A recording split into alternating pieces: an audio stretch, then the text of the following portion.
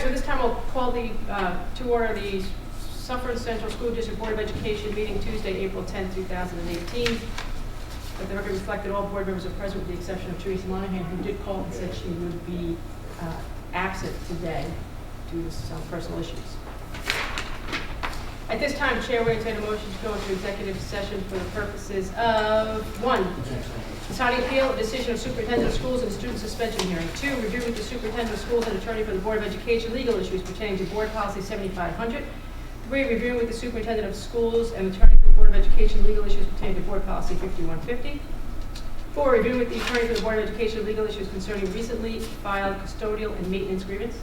And 5, review with the attorney for the Board of Education status collection of school taxes matter. Clark? I'll make this short. Okay. Second. Matt? Second. All in favor signify by saying aye. Aye. Aye. Opposed? Abstentions? Unanimous. How you doing over there, my friend? So this time I'll be called to order the Suffern Central Board of Education meeting Tuesday, April 10, 2018. Let the record reflect that all one is present with Teresa Monahan, who will the absent. If we could all please stand for the pledge of allegiance, and Chief, if you would. Of course. Pledge allegiance. The United States of America, and to the republic for which it stands, one nation, under God, indivisible, with liberty and justice for all. There's 1.07, student report. Welcome.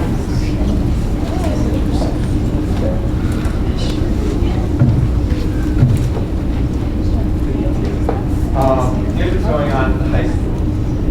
Tomorrow evening is the Art Honor Society induction.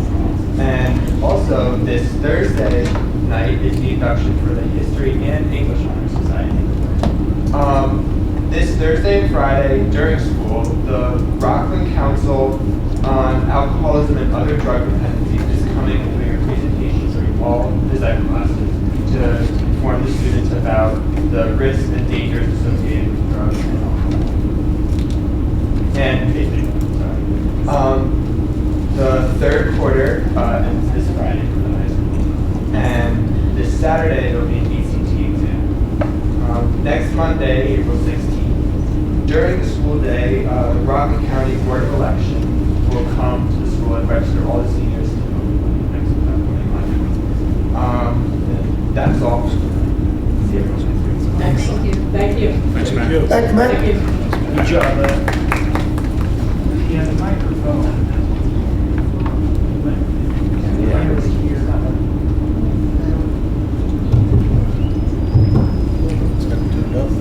Can't hear. We won't get. All right, 1.08, minutes of the regular meeting of March 20, 2018. Chair will take a motion to accept those minutes as so stated. Somebody? I'll make it. Clark? Second. I got it. Paul? Yes. Any discussion? All those in favor signify by saying aye. Aye. Opposed? Abstentions? Unanimous. Dr. Allen, superintendent's comments? None. Okay, public participation. This is public participation as to action items only, and then we will leave the mic. Yes, it's back. Eric, can you just check the mic? The one up here at the podium. Public participation, maybe we need it. Public participation as to action items only. Those are the items behind me. 2.01 through 2.09 action items only. This session will last for 30 minutes. Thank you. Whoever would like to make any comment with respect to action items, please step up to the podium, state your name, school affiliation, maybe some sort of contact information. Address your remarks to the board, and refrain pursuant to policy 1230, 1400, 3240. Please refrain from speaking on any, about any, or with regard to any staff, personnel, or students. Action items 2.01, 2.09. Seeing none, I think, Clark? Good. Thank you. Okay, I will close that portion of the meeting. I was not asked to pull any of the items. So I'd like to consent agenda with respect to the action items 2.01 through 2.09. Chair will entertain a motion to accept those as so stated. I move. Ramani, second. Clark? Any discussion? All those in favor, signify by saying aye. Aye. Aye, opposed, abstentions, unanimous. Okay. 3.01, Advocacy Committee Report, Alana? Yes,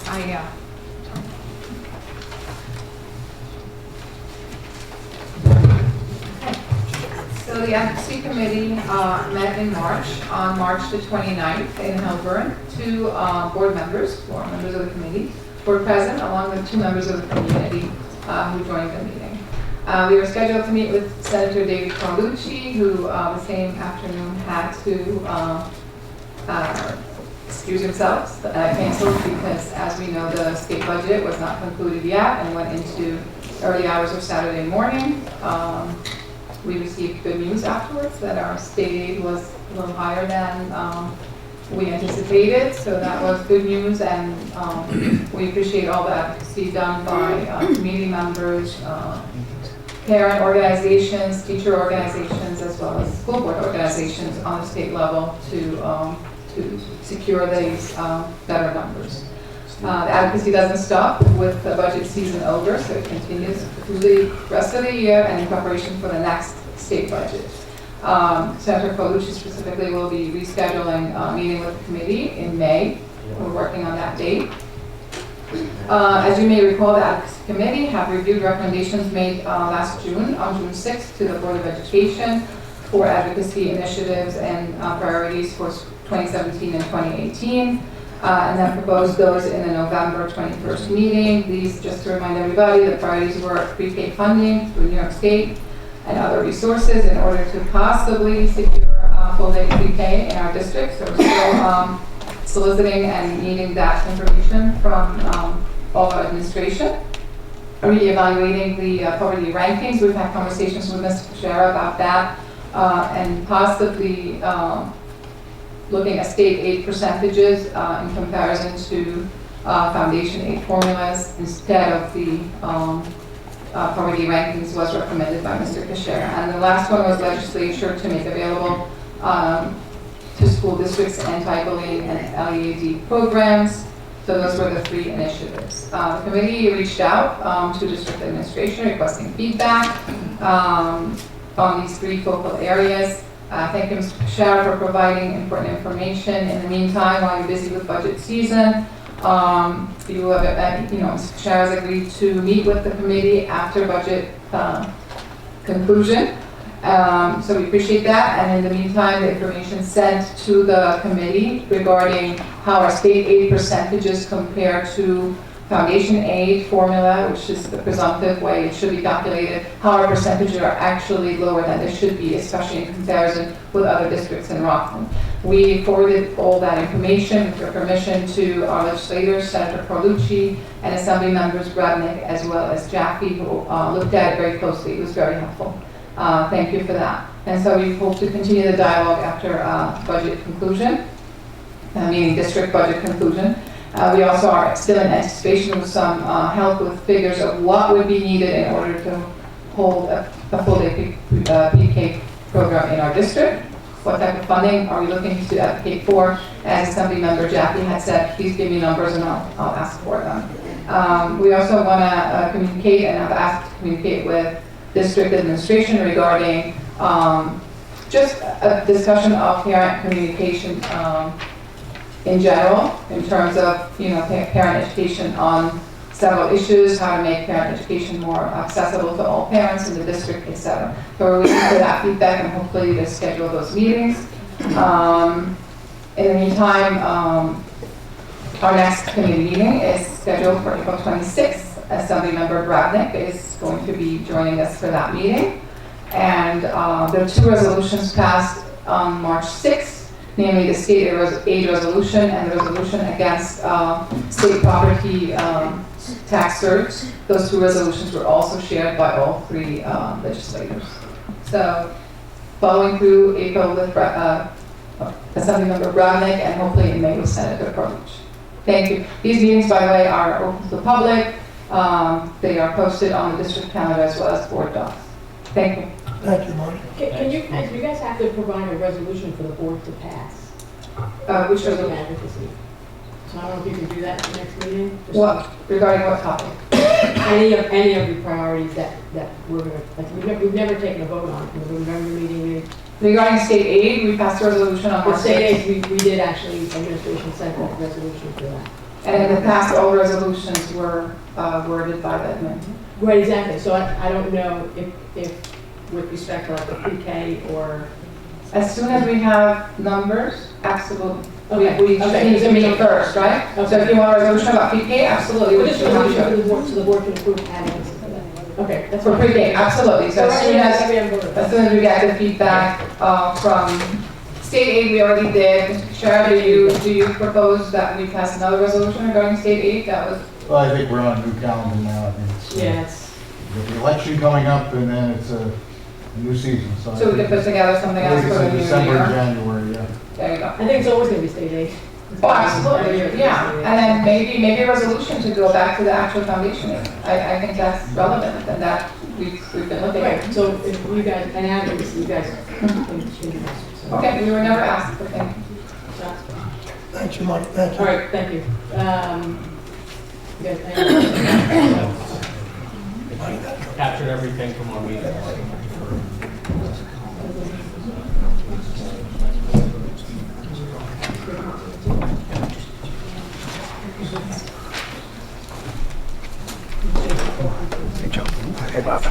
Just with respect to the next agenda, item 3.02, I'm actually pull that from the agenda.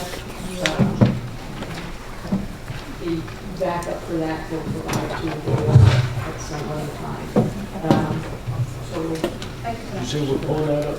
yeah, it's still on the agenda, but we won't have the discussion. The discussion is that we're not going to discuss it, and I think it's maybe the next meeting. This is on there, so it has to be discussion items, I think. Thanks, Tommy. Okay. All right, now can I go on to 4.01? You're the best. Budget update, I think, Mr. Fisher is going to, thank you. Yeah, Thank you well, for being here. Yeah, no problem. We actually put together just a quick little slide we work off of things. And then we have also some handouts for you. Thank you.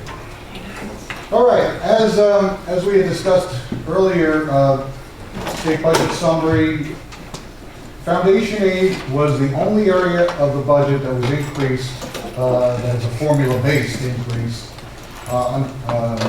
by the legislature. But before you get started, sorry, Yeah. are there copies of this available? Not physically here, but we can obviously make them, make them available, and I will. Yeah, it was just put together end of the day. Unlike the governor's proposal, the additional foundation aid is based on the original formula, which is good news. And we'll also show just a little bit of how Suffern is handled on the new formula. With Albany, you they know the result they want and they back into the numbers. I hate to say it that way, but that's really what happens. So there's all this logic, and you say, well, why do they do it this way and that way? And in the end, New York City gets 38% of the pot, and Long Island gets 14% of the pot, and magically they come around with formulas that make that work. But I'll leave that little editorial comment aside. There are four options that any district has: a phase-in increase, an increase based on growth in ELL population. We are affected by the first two. If you're high sparsity, which we're not, that means large geographic area with now too many kids, then you're affected by number three. And if you have growing free and reduced lunch counts and you're poorer than the state average, then the fourth option kicks in. Going through this quickly, our increase at the phase-in was 3.2%. Why was it 3.2%? Because we've gotten less than 60% of our total foundation aid. Some districts got as little as 1.848% because they either were closer to their total foundation aid or they were above what the foundation aid would generate. And then the ELL counts, if you're greater than 3% of public enrollment, which we are, you generate funds under that formula. And then free and reduced, we obviously don't generate funds under sparsity because we're not a large geographic, small enrolled area, like upstate New York districts would be in certain cases. And we also do not meet the free and reduced formula because we don't show that level of growth and at the same time be less than the state average in wealth. So that's really the only thing from the PowerPoint as far as the big picture of what the foundation aid formula. If I can indulge you now to just pull up that spreadsheet, Eric. We did get our hands on on the state database that drove the, and really it's just a one sheet here we want to show you. Okay. All right, well, we obviously highlighted our district. If they let the foundation aid formula flow, Suffern would get $18.1 million of aid. And obviously that, you know, we can't lose sight. That's the big battle. That's the ongoing goal. We're so far removed from that. Last year we only received $10 million. So we see, you know, well over an $8 million difference. We get 3.2% because just the way the formulas work, they'll give us 3.2% of the difference between those two numbers. That's $259,000. Or you get the ELL increase, not and, or. We want to have maybe and. Or $245,000. So obviously when you go across, 259 is greater than 245. So we got our $259,000, which was our increase. Under the governor's budget, we only got $25,000, and we kind of commented that, you know, even if they go with a regular formula, $25,000 is so far away from what we expect to see that we did think we were going to get more in the final package. And you work it across, we got slightly less than a 3% increase. You can see how our neighbors, some less, some more, but you can see kind of where they all fell on the formula, where they were helped, you know, there are, for the most part, outside of Conestraw, everyone's getting it on the phase, and I believe the ELL increase in South Orangetown, they're helped more by that part of the formula. So that's it. So obviously you can look at this and you can say it's Albany math, and they're going to, you know, tinker with what they need to move the money to politically what they need to do. But clearly, if we can get the phase-in increase and the ELL increase, we would have been ahead, well ahead of the game, and we have enough data, we can look statewide. Like for the advocacy group, we can kind of say, well, what would that cost the state of New York? So that's the kind of thing we'll be able to look at going forward. So that was one big piece of data we needed to get as part of the state budget, and it was a positive development. The other thing that we got on the state printouts, which we were expecting, because we had been in contact with Rockland BOCES and knew that our numbers were getting updated. Basically, what occurs throughout the year is BOCES updates the BOCES aid figures for next year based on our purchasing during the year. So BOCES aid also went up between the governor's proposal and the final package, having nothing to do with formula changes, nothing to do with lobbying. Just, you know, you spend $1, you get back 60 cents. You know, so as they updated the figures, our BOCES aid also increased. So we had an increase in foundation aid, we got an increase in BOCES aid, and the other revenue we feel comfortable we can bump up a little bit is interest income. There was a time we were well over $1 million in interest income, but with the suppression of rates over the last 7 or 8 years, it's become almost a non-factor. But we are, as the Federal Reserve kicks up interest rates, as you hear those news releases, that's the part of the interest rate curve we live on, the short end. So we think now we can start investing, getting 1.5% on CDs or higher potentially next year. And we feel interest income can also improve for us. So between those three revenues, we have been looking at. How much is the BOCES aid increase? It was around 200, actually closer to 300,000 on the BOCES aid. I think 270 on the BOCES aid. We actually, also sometimes we don't take all the figures as gospel. They look at like transportation aid, they assume we're going to spend our entire budget and they're going to give us so much money on that. We're spending slightly under our budget, so we know when we go to file our claim, transportation aid is not going to reach that level. So we're also kind of took this moment to say, okay, we had good news on BOCES, obviously good news on foundation aid, but we think this is a little overstated. We dropped our estimate on transportation aid by $60,000. So in the end, between the interest rate increases and these two revenue large increases, we have been talking about two different possible tax rate impacts. We feel that we can present a budget at a 2% tax cap or tax levy increase below the tax cap of 2.32%. And that will be what we present to you next week. Well, I think, I mean, Yeah. and I'm just using the numbers that I have here, I don't have Yeah. all my budget information with me, but if I recall, to get down to the 2% based on the last budget presentation, was about $475,000 shortfall. Yep. So the foundation aid here plus the BOCES Yep. is about 529. Yep. And then you're also increasing the revenue a little bit on the income, Yep. the interest, Yep. Lowering trans. lowering transportation. And also lowering, there's another. So, Yeah. so then I would expect that if your expenditures didn't change, Right. that when you present your next workshop at next week's meeting, we should be able to be below 2%, not at 2%, we should be able to be below 2%. Right? Well, we'll go through the state aid. There's a lot of, some intricacies I didn't get to. There's a $40,000 payment we make for children in state-supported schools, which doesn't show up in foundation aid, it's actually a deduct. So I took that into account. So I think, look, it could it be 1.95, 1.92? I mean, those are all discussions. In the end, is what we recommend becomes the board's budget. So whether it's on the expense side or the revenue side, we can move it in different directions. We feel comfortable with 1.9, some number in the 1.9 could also be a number that we Well, probably. I would just hate to say 2 today and just make the numbers work for 2 if the numbers based on reality can be 1.9 or 1.8 or whatever they are under 2. I don't know if you can pass those right.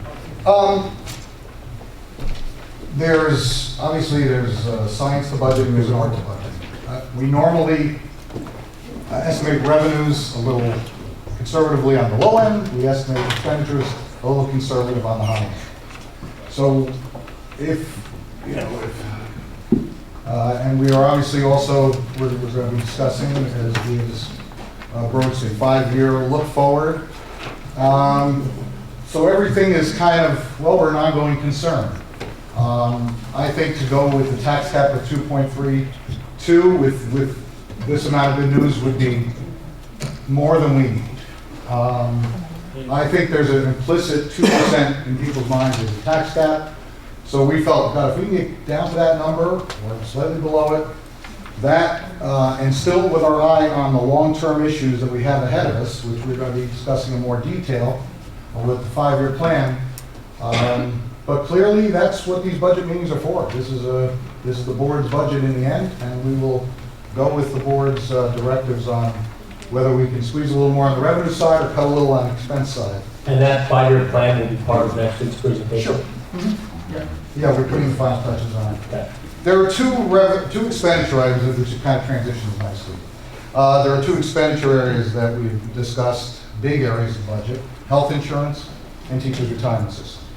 Between the 2 of them, there's $25 million that we have budgeted next year. So this is, this is a big area. And what we've done here is, in both cases, you'll see a workup, but if you flip it over, you'll see what the best estimates are at this point of what, in the case of the State Empire Plan, I didn't do a good job of copying it. This is a March 23rd letter that came out, a few weeks ago, saying that at this point, the best estimate for a premium increase is 7.1%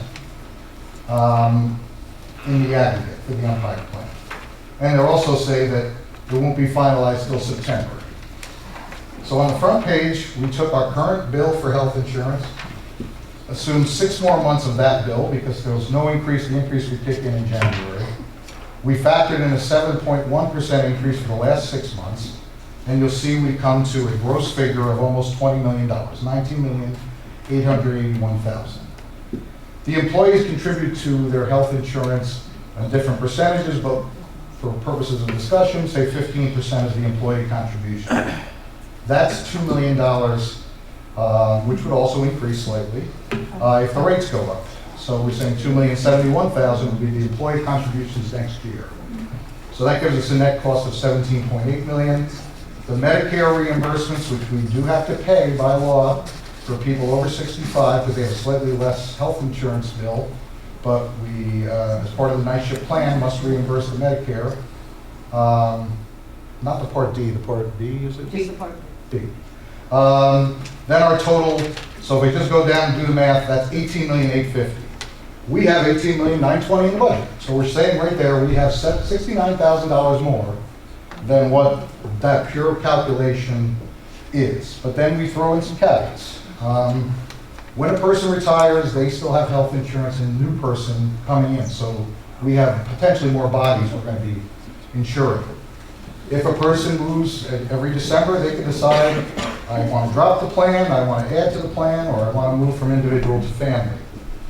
Obviously, if they move from individual to family, or they go from no health insurance to health insurance, that's something that will cost us. And then we just said, for every 0.1% so that this increases, whether it's 7.1 goes to 7.2, that's $8,160. So, so we're saying, we're kind of showing, there it is. There's $70,000 that those two numbers are. But again, back to that conservative on the expenditure side, we still feel that's pretty tight. Almost $20 million expenditure, that's 0.3%. And also, I just got to, earlier in the year, I think it was October, your external auditor sat here and said there's an unfunded liability for retiree health insurance of $97 million. So it's, before you feel too good about 70,000, you look at that 97 million and you're like, and again, this will all be obviously in the 5-year plan. We're actually projecting for for benefit increases 4%. I don't know if that's too light, but that's what we're projecting in our 5-year plan. So that's the health insurance story. As far as TRS, again, another big, yep. Sorry, Yeah. can you repeat that last line? Your projection for 5 The years. unfunded, I'm sorry? Your projection for 5 years? Oh, yeah, well, again, we will be presenting to the board next week. And this is going to be truly a living document, as they say, because we know it's not right as we present it. It's based on assumptions. And the board may say we should assume, it's not going to show drops in enrollment. It's not going to show various other things. It's going to just kind of take a static picture of where we are.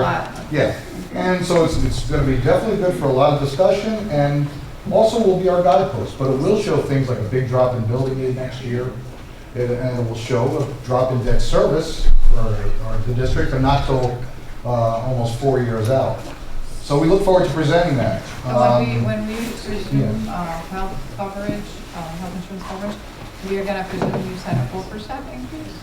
Benefits generally is what we're going to what we're projecting right now. We wouldn't project higher, being that the health insurance keeps climbing Well, much faster than that? Health insurance, yes, we can have that discussion, yes. We could, it might be we're going too light on that assumption. But you'll also see, when you look at the plan, I don't want to kind of jump ahead, our expenditures are greater than our revenues, even with that assumption. So obviously, if it goes to 7, our gaps are going to be greater. Now, we have reserves, we have other things that are going to be useful to us that help me survive and will help us deal with externalities. But it also assumes no recession. We had a GEA a few years ago. Are we just going to keep assuming every year state aid goes up? Well, sometimes it doesn't go up. And also when there's a recession, not only do we get cuts in state aid, but the market reflects TRS and ERS returns, and all of a sudden the retirement system goes up. So it's like you get the worst of both worlds, And we really kind of have had a 5 or 6 year period here where it's easy to forget. State aid goes up every year, retirement systems stay flat, and so we could easily be kind of back in the whiplash in a pretty quick time frame. So again, when we look at that health number, we actually think it's very tight, and we're a little nervous it's too tight. So, teachers' retirement system potentially has even a little bit of more money that could come to pass. Again, we show the second page from the teachers' retirement system, and this is a fairly recent document too. I don't know the exact date, but it shows that their best estimate for 18-19 is 10.63. We built the budget on 10.8. It also shows how much this rate has fluctuated over the last 4 years. It was as high as 17.5. It was as low as 9.8. So we clearly have a number here that's not like Social Security every year at 7.65%. It's been that way for 30 years. I don't know. This is one that it's never the same. It has been as low as less than 1%. It's been as high as 23%. But again, we worked through the numbers based on 10.63, and again, we're showing all the salaries in the budget. So what's interesting about the TRS bill is you pay it not till 2019, but you have to budget for it in 18-19. It's based on the 18-19 salaries. So we may not spend all our salaries in the budget, but we're showing these are all the teacher and certified salaries in the budget. It's $54.4 million. If we spend it, which there's a name behind all of it, I mean, there's subs lines that have a dollar amount, but everything else has a name or a new position attached to it. There's nothing that's in there that doesn't have a name. TRS costs at 10.63% would be almost 5.8 million. We have slightly more than 5.950. So that we have in this line 166,000 more than that straight calculation says. We also show that if it is 10.8, that would be $74,000 of difference. Not as great. And then we throw in a few caveats. This is the salaries in the budget. We have Title I salaries, we have IDEA. If there's growth in those areas of the budget, those additional benefits, we still have to pay the TRS bill for those people too.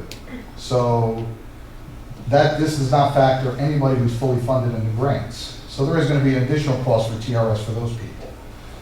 Obviously the rate's not set until August. Also investment performance, as we've been seeing a more bouncy stock market. That's part of what they'll do in August is factor their return on portfolio. Again, we look at the two areas, it's $25 million. Absolutely best case, potentially 220,000 could be argued is in there that maybe we're not going to spend based on a straight calculation based on the estimates. But that's 0.8% on these two areas.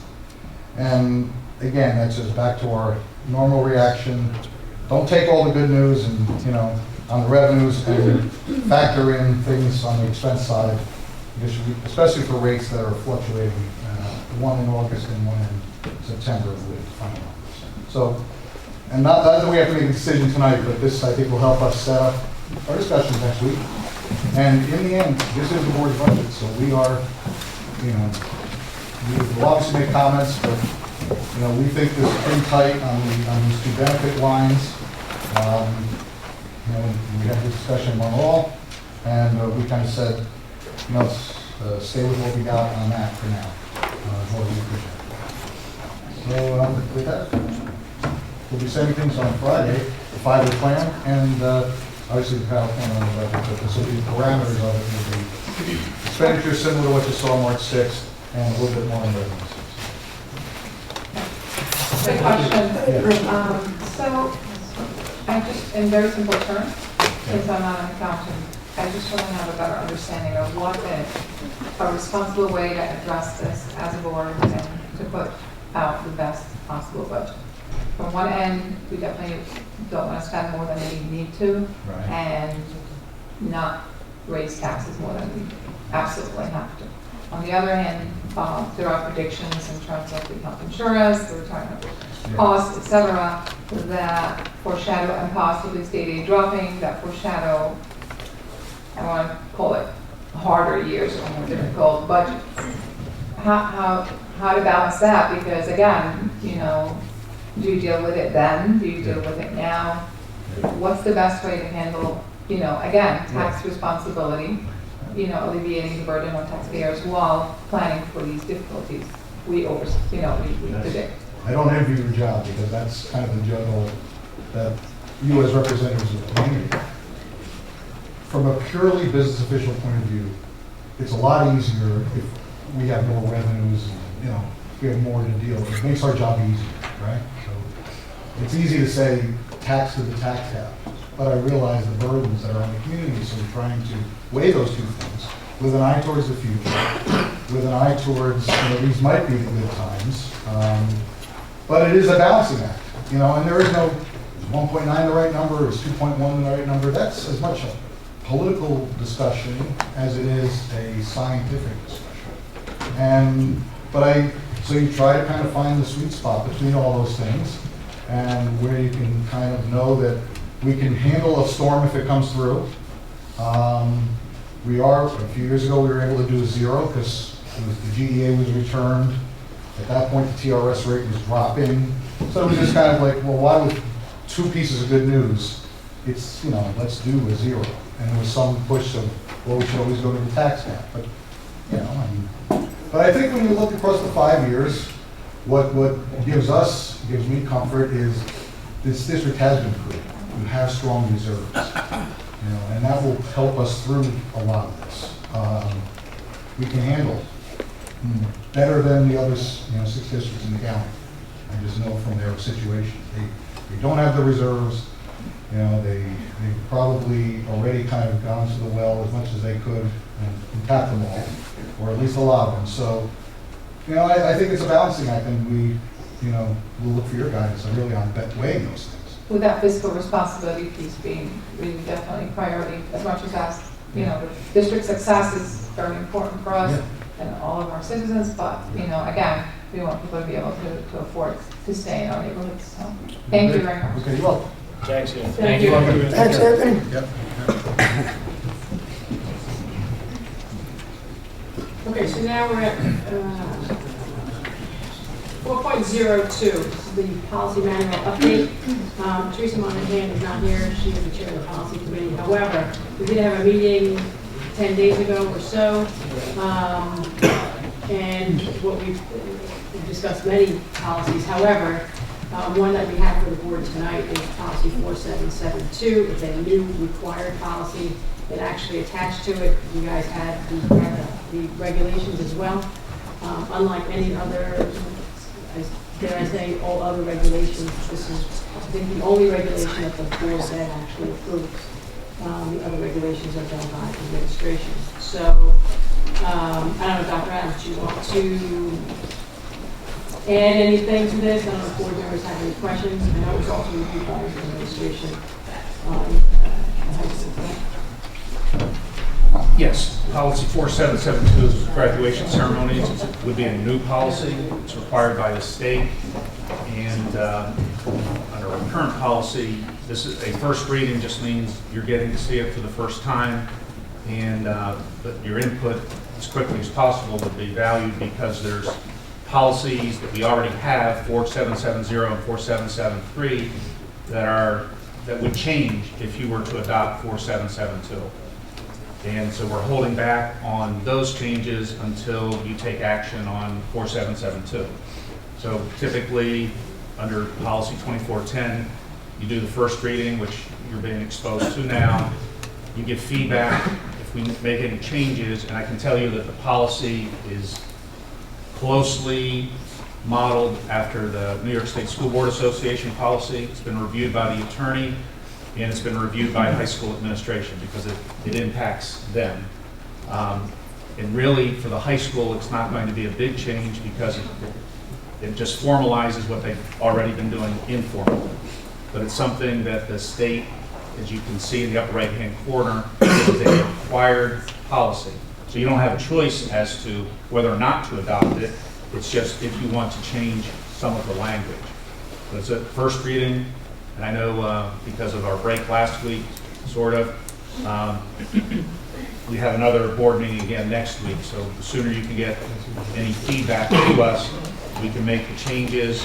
You can vote on it the next time, and then we'll do the first reading on those two impacted policies plus a few more. I have a question. So this policy came into being requested because of the new law regarding the CDOS? Yes. Maybe the legislature didn't anticipate the impact of kids with the SAC or the CDOS and their ability to participate in graduation ceremonies. And unfortunately, some school districts in the state would preclude those kids from participate in those ceremonies because they've not technically met the high school graduation requirements. But with the change with the SAC and the CDOS, that's an alternate way to fulfill requirements. So this is kind of the legislature catching up on something that may have been an oversight But previously. the first page, I had asked that earlier, so I want to make sure I understood correctly. Existed already in the policy? Where did it exist if 4772 did not exist prior to now? We did not have a policy on We did? graduation ceremonies. So the whole entire policy is brand new? entirely brand new, yes. Thank you. Any other questions? If you think of anything else, send it to Teresa, because we'd like to get on for next week. That's our next meeting, so for our last and final meeting on that policy. So that would be appreciated. Thank you. Okay, we are at public participation. This is public participation as to any school district business. Not only just the action items that are behind me, however, any school district business. This session will last 30 minutes. If you'd like to speak, please step up to the podium, state your name, school affiliation, maybe some contact information so we can get back to you with some answers to any questions or comments that you may have. Each speaker will have 3 minutes. I feel like I'm missing something. Each speaker will have 3 minutes to address the board. Pursuant to policies 1230, 1430, 40. Again, please do not discuss any district personnel, staff, or student.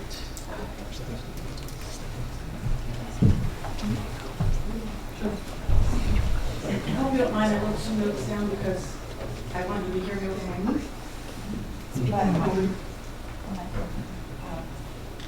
Few of us come to you today regarding the lack of adequate. I'm sorry, can you state your name first? Stacey Rath, R.P. Connor, I'm a second grader, elementary school. I also have a son who's a graduate of elementary school. So we've been through the district for a little while. We come to you today regarding the lack of adequate security at R.P. Connor after daily dismissal. We're extremely fortunate that our schools offer various not-for-profit programs for our children. For enrichment programs, school plays, Girl Scouts, Boy Scouts, and to the YMCA aftercare programs for working parents. These programs allow anywhere from 50 to 160 or more children to participate between dismissal and 8:30 p.m. on any given night. Before the Parkland shootings, the front doors of our school were left open after dismissal, and parents at will were able to collect their children. In light of the recent horrific events, we asked that additional security be provided while these programs were taking place. Thankfully, the next day, our principal locked the doors. But this has led to various other logistical and security issues. The YMCA has to put a makeshift program in place. The school play and other enrichment programs have to have a teacher, parent chaperone, or even a child in some circumstances leave their program to go and unlock the door for a parent coming to collect their child. The new locked doors aren't working. And it's not just about inconvenience. I reached out to the principal and was referred to another person under your staff who I've had multiple emails with. And I was told that they would address the issue with the YMCA. But I'm here to tell you that the YMCA is not the only program going on in the school. There are hundreds of children sometimes in our school up till 8:30 p.m. happily practicing for the school play and other things going on. We're so blessed to have the programs we have in place and wouldn't want to put them at risk. But we do need them to be as safe during the school day as they are after school. Thank you. Thank you.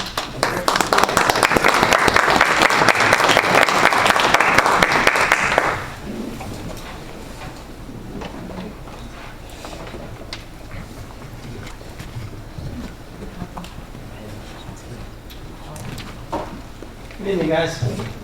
My name is Joseph Gravani. I have 2 children in the Grand Principal School District. One is a 3-year-old son, is at Geronio. The other is a 7 and 8-year-old daughter at Montebello. I'm coming to you this evening because we had a presentation for budget, and I didn't see any columns on it from something called wasted legal fees, which is as an example, is a direct result of parents like myself that are going through a divorce to get railroaded by the school district. They spent over $400 on my son's IEP to get a copy of it. And you guys had multiple court orders on file with the district that I was entitled to all documents and present for all meetings. You guys are on the verge of getting sued by multiple parents in this district, guys.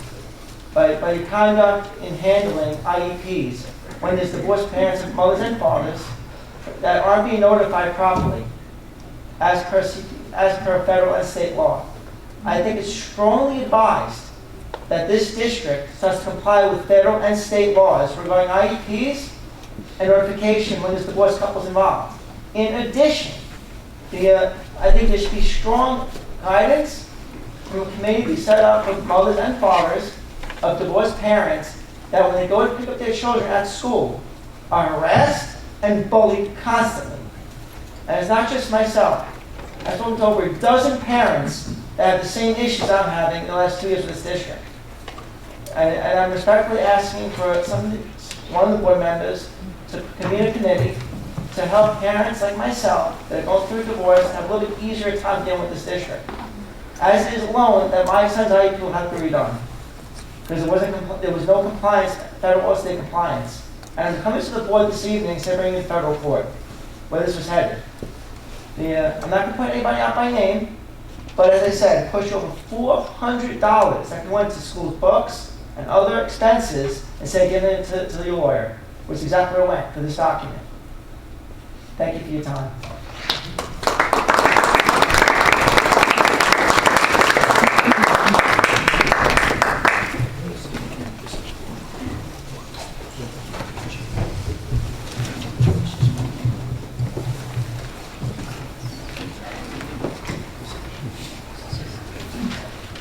Hello, my name is Matthew Audi, and I am a sophomore at Suffern High School. I've been running under Coach Biddy for 2 years. Over the past few months, the accomplishments of Coach Biddy have been highlighted in great detail, but I would like to point out the diversity of his success. Coach Biddy has won section titles in cross country, track, and golf. He has run the successful self-defense class and has been a gym teacher for thousands of students. In everything he does, Coach Biddy brings experience and expertise, but most importantly, he's passionate and attempts to help every student or athlete. I've had many different coaches over the years, but Coach Biddy is by far the most driven. This is the reason for his success. Many of my fellow runners would agree that Coach Biddy wants each runner to get better, from the varsity athlete down to the freshman who's never run in their life. When Coach Biddy tells a runner that they ran 5 minutes faster than their personal best, he's genuinely thrilled for their success. After every run, Coach Biddy sits the team down and congratulates each runner for a great practice. This is why at Suffern, you will hear stories of the kid who couldn't make it past the tennis courts and then went on to run successfully in college. Now, most runners will not run in college, but under Biddy, they become better people and learn lifelong lessons of hard work and dedication. The impact Biddy has on his athletes goes far beyond running. And this is why we continue to attend these board meetings. The mission of the Suffern High School community is to graduate confident, caring students committed to achieving their full intellectual, social, creative potential and to retaining an active interest in their own personal wellness. Coach Biddy has done this for the past 49 years. So why has he suddenly been told he would no longer be employed by the Suffern School District? We feel Coach Biddy has not been given the respect he deserves despite his devotion to his runners and this school. Our team set a goal of winning our first section title since 2008, and up until the cross-country dinner, we believed that we would do this with Coach Biddy. When I found out that Coach Biddy was no longer coaching, I was devastated. Coach Biddy should be able to leave on his own terms, and after his service to the school, he's earned that right. As a team, we hope that the administration and the board grant him the ability to coach for many years to come. Thank you.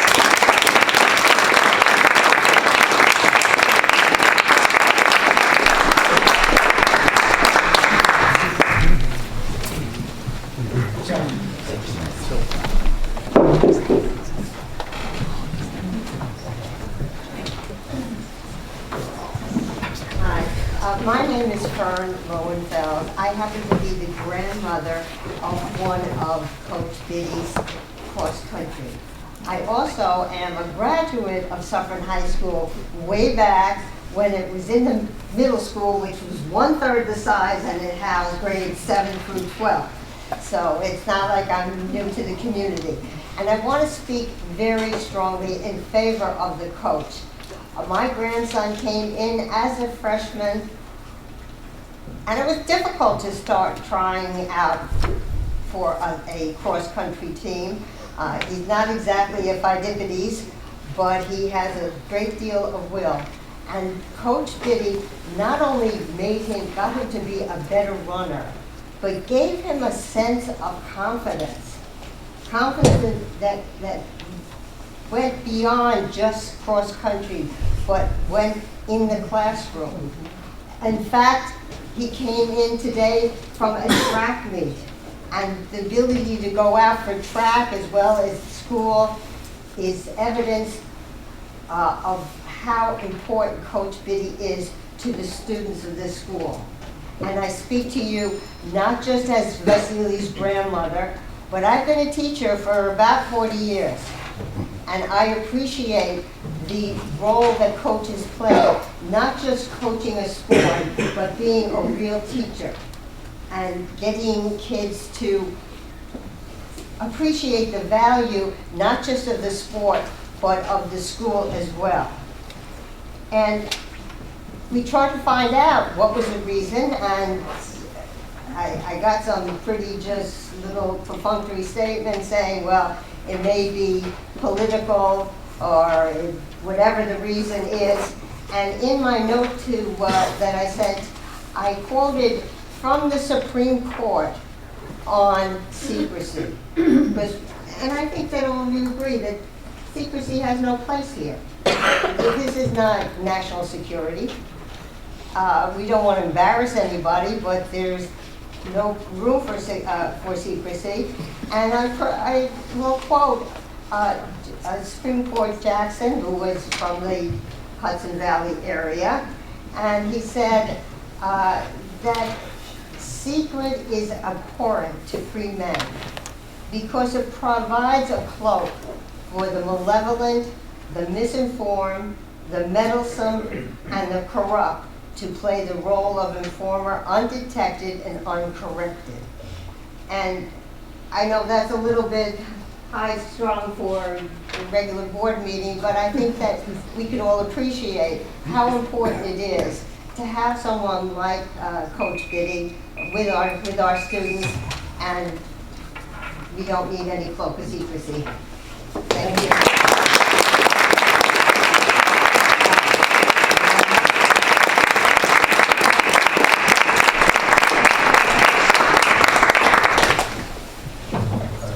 Good evening.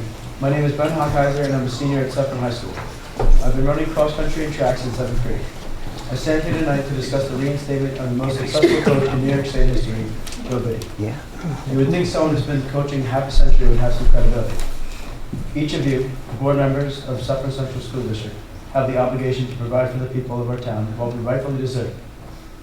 Coach Biddy has been nothing but a fatherly figure to myself, along with many other runners that have made their way through Suffern High School. Last spring, Biddy called for a team meeting to discuss the upcoming cross-country season. At this time, he gave us the schedule for the fall, talked about summer practices, and named our captains. Well, most of them at least.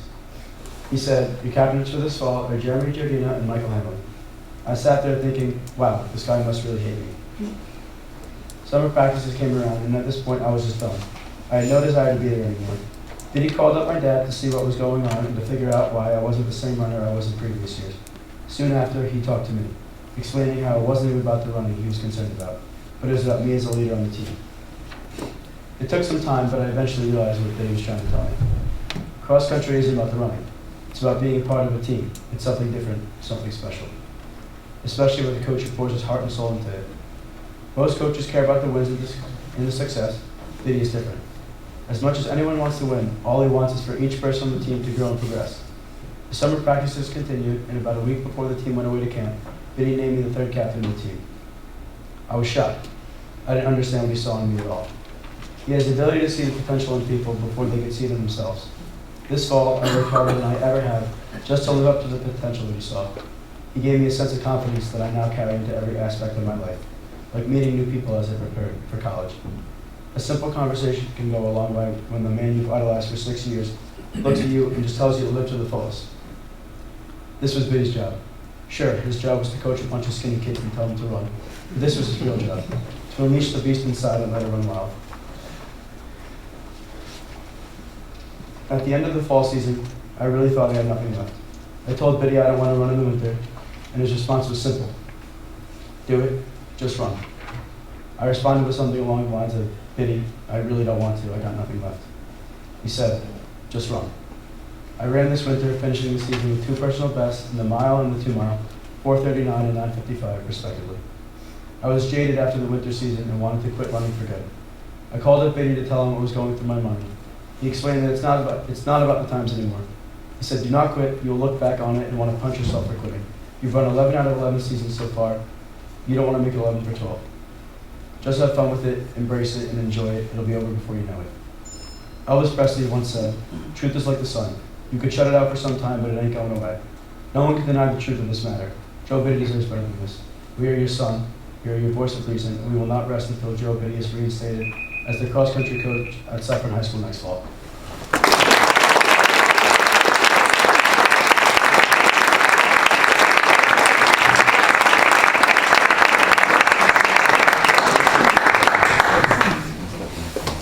My name is Tom Doherty, and for those of you that were here last time, know it's the second time I've appeared before the board. I think I'm uniquely qualified because I don't live in Suffern. I don't even live in New York. I live in the great state of New Jersey, but I think in the situation we're in now that you've just heard the last 3 speakers, we need a fresh set of eyes from the outside. I was a coach in Pearl River, I was the athletic director. I hired coaches, I fired coaches, and we know a little something about cross country. We had great battles with Mr. Biddy back in the day. I got out of it to become an AD. He's still cooking 35 years after we had some classic battles. I've been around Rockland sports for about 50 years. I put out a newsletter because the local paper is kind of abandoned Rockland County sports, and I try to keep things informed. Many of these young people know me. I announced at a lot of the track meets. Here we are in April. How did we get to this? You guys got multi-million-dollar budget coming up to pass. We had security concerns from the first parent. That's everybody's top priority. And here we are in April. We still don't have a cross-country coach. I mentioned that I bring the uniqueness. Pearl River went through this last year. I mentioned it last time, but not all the board members were here. Think about it. We passed the bond issue, 90% plurality, $40 million. We don't have a turf field. We don't have lights. We're getting all of that. But there was everything in there to redo the music and art program. And the high school and middle school, we were riding high. The budget, regular vote, comes almost a year to the date, and we pass it by almost 80%. Things are flying high in the River City. What happens at the end of June? They decide to let go the head football coach and the head baseball coach. He's only was with us for 5 years. They decided to let them go, but they didn't have a plan who's going to take over. Our head coach is outside the district. All of our football coaches were not teachers in the district. They all came from the outside. So all of a sudden, we're going to fire them. We got nobody to lead our football program. We're staring down the barrel. This is going to happen in September. These young people, by my count, they got on a bus today, school bus, come to school, who knows, 6:45. First period starts 7:30. They go to school, off they go to North Rockland for a track meet. They come through the doors right now. They're spending time here. Month after month, we've seen this. Don't let the goodwill that you have in this community fall apart with this. Those of you that picked the paper up today might have seen a bombshell hit 12 miles south of here in Oradell. One of the great schools, Bergen Catholic. Allegations of improper behavior with the wrestlers and the coaches. That, my friends, is serious business. What we have here, do not let this happen, what happened in Pearl River. It pitted board member against board member, administrator against administrator, neighbor against neighbor, teammates against teammates. There's a very simple solution here. Let's get the parties involved. Let's get them to work this thing out. I know I can't mention names. I'm not going to do that. You have the finest, one of the finest young athletic directors in Rockland County. And he's sick about this. The coaches are worried about him. How did we get to this? Please. There's got to be a solution. Nobody has stepped forward to do what Joe has done. Please, let's get together. Let's work this thing out. I saw a really neat quote. It said, the ultimate measure of a man or a woman is not where they stand in moments of comfort and convenience, but where they stand at times of challenge and controversy. The answer is here in this wonderful community. It's known throughout Rockland. I mentioned to you, it's my only third time in this building. Last month, and when I came here to apply for a job, the only job I ever had that I was looking beyond Pearl River. Why? Because what the community stood for, and you have so much at stake, the issues are so high, let's work this out.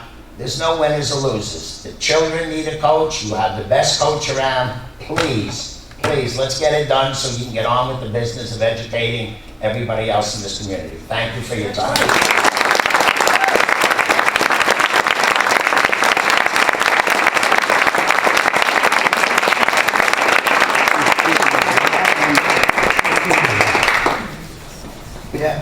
Good evening. I wasn't going to speak tonight. I said my piece 2 board meetings ago, but I needed to speak tonight, and this is going to be brief. I understand there was an executive board meeting, I think the last meeting, and word got out that certain people were invited to this meeting, but not the most important person to share his views on what happened. I believe one of the senior administrators here, as well as the athletic director, was here. I'm not sure if they were invited here, but I do believe they were here to discuss matters. Mr. Biddy still has not had an opportunity to give his side. There's always 3 sides to a story. Government's always right.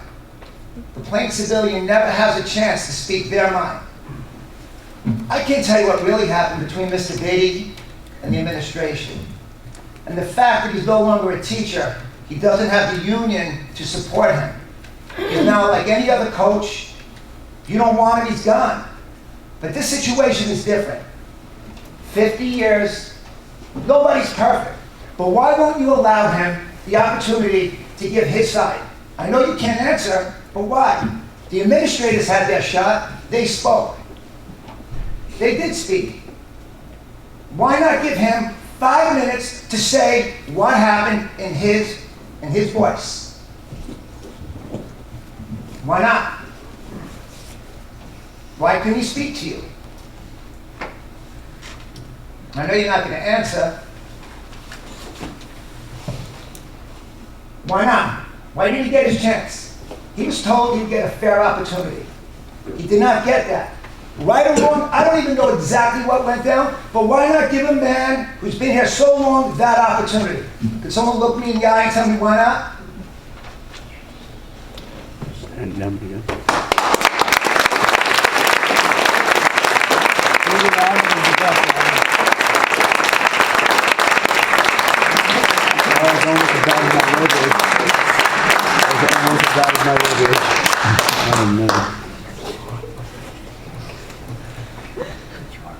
You still have a chance.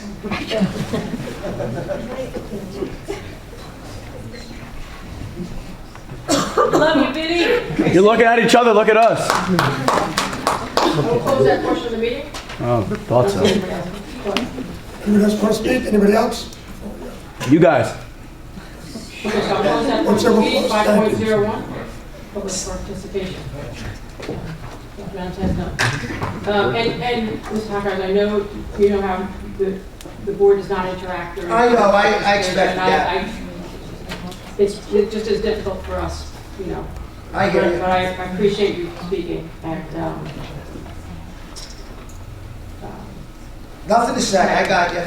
no, it's a lot of things to say, but I can't say it here. So, yeah, I'm guided by policy and what the law requires, so. That being said, no superintendent's comments, chair will entertain a motion to adjourn. Clark, second. Paul, all in favor, signify by saying aye. Aye. Opposed, abstentions, unanimous. Thank